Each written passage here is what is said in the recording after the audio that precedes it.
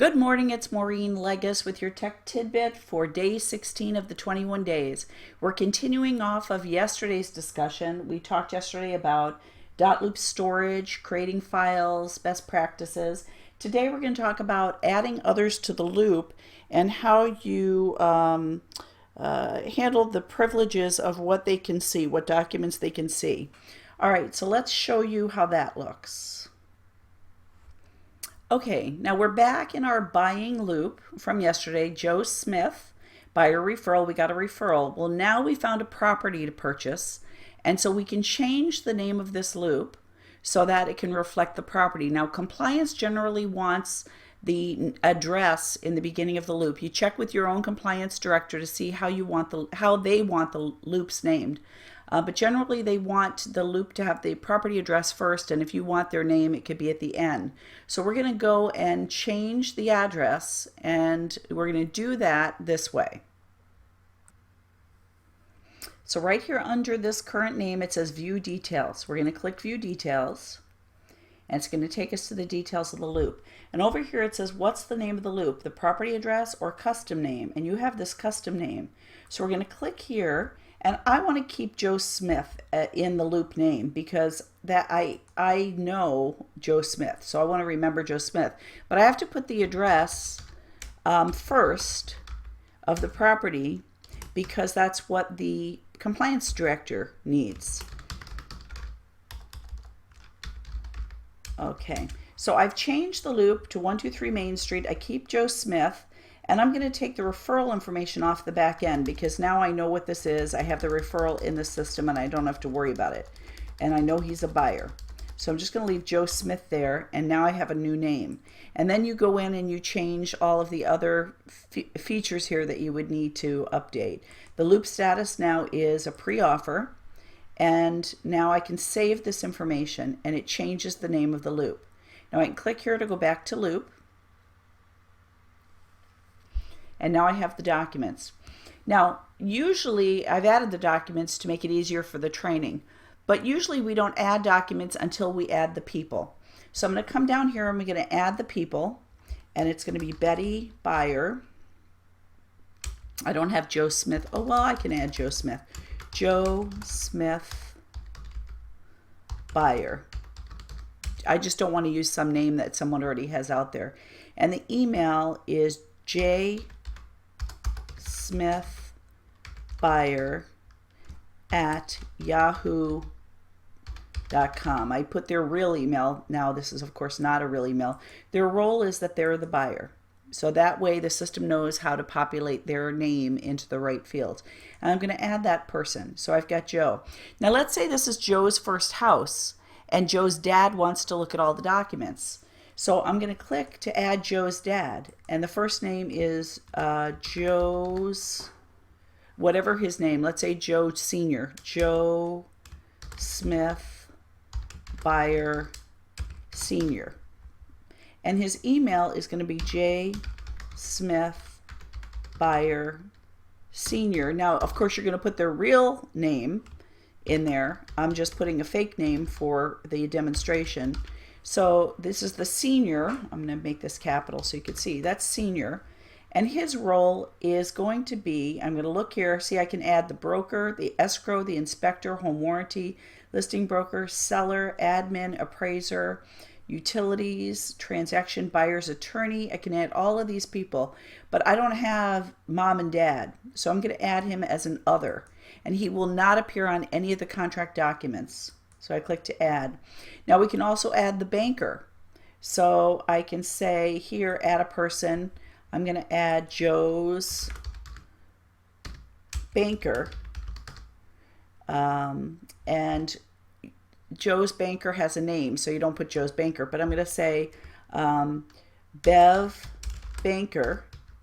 And that's Joe's banker, whatever their name is. You put their real name and you put their real email, Bev Banker for Joe, whatever their email is, at yahoo.com. Whatever their email is, you put that in there, and their role is going to be the mortgage person, loan officer.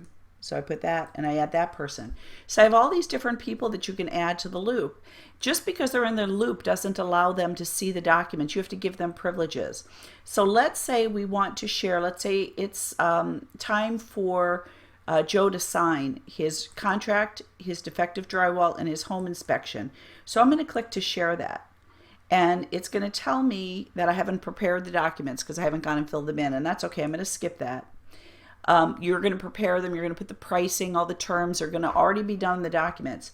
And I am not going to share those documents yet with Bev Banker because they're not signed. Bev's going to want them after they're signed, but they're not signed. I'm not going to share with Bev. I'm going to share with Joe so he can sign them.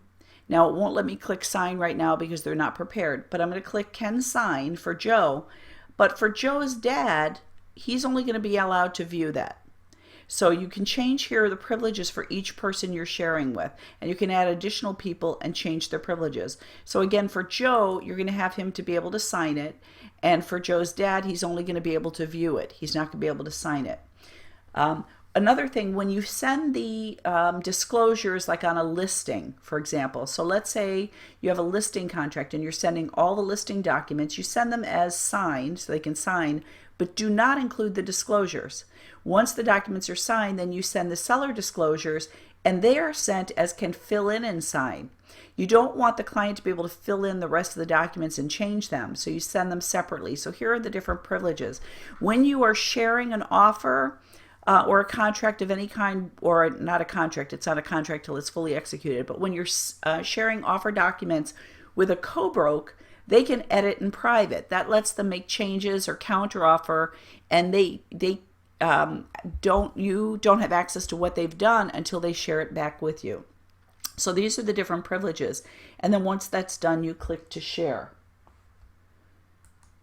And then these people are in the loop and they can only see the things that you've shared with them.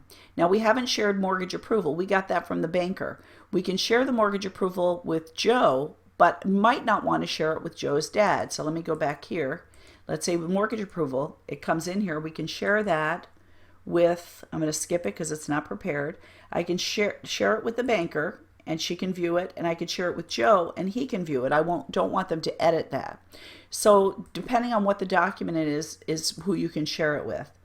The other thing down here is Bev can't see Joe Senior and can't see Joe. They are not connected. So when Bev signs in, she only sees herself and the documents that have been shared with her, and the same with these other people. But let's say you want Bev to be able to communicate with the buyer Joe, not with his dad, but with the buyer. Then here at the end, you want to click and say introduce. And you could say, I want to introduce Bev, not to the dad, but to Joe. And you can introduce the people. Now when Bev signs in, she's able to see Joe, and Joe, when he signs in, I don't have to introduce him to Bev because he's already introduced to Bev, but he can't see his dad. But you might introduce Joe to his dad so he and his dad can see each other. So that's how it works, where they're able to communicate. Now Bev can send a message to Joe, and Joe can send a message to Bev or his dad. Messaging is done up here. So when you click to message, I can send a message to Joe, I could send a message to Bev, whoever it is that you're talking to, that's who you send messages to, and that's how others can communicate. So that's what the benefit of adding other people. So example, if I have an offer that gets executed, now I have a contract, I can add the banker and I can share that contract with them in view only. I can then come and add the title company and share that with them in view only so they can pull the title docs. And then the title company, if they have additional things to add, they can upload it to the loop and share it back, and we can share it with the clients. I can introduce the title company to the client. I can introduce the banker to the client, the insurance company. The insurance company can upload to the loop, and everything is kept here in the loop in the folders that you have selected for each document. All right, so I hope that helps. If you need help with .loop, there are some great training videos on YouTube, and let me show you how to get there. So go to Google and type in .loop TV. Whoops, spell it TV. And go to .loop TV, and this is a YouTube channel. And when you get to the YouTube channel, you go to a playlist right here, And the playlists have them separated by what is in each playlist. So I can go to .loop agent training, and here are the videos for agent training. So the very first time that I send a loop to a client, I come down here and I find client view, and I click on that. I'm going to pause it so it doesn't play. I'm going to pause this. I click on the client view and I come down here to share, and it says share playlist starting from. I don't want the whole playlist, I just want the client view. So I turn that off.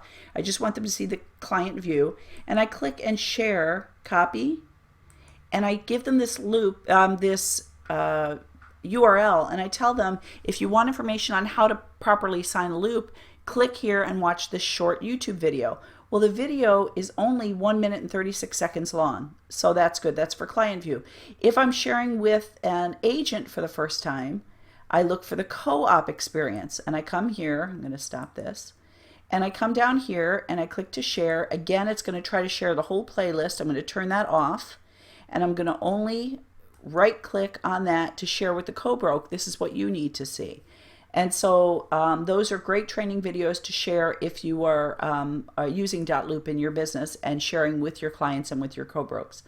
All right, hope that helps. Tomorrow's discussion is about using .loop to remind people of things like filing for their homestead exemption.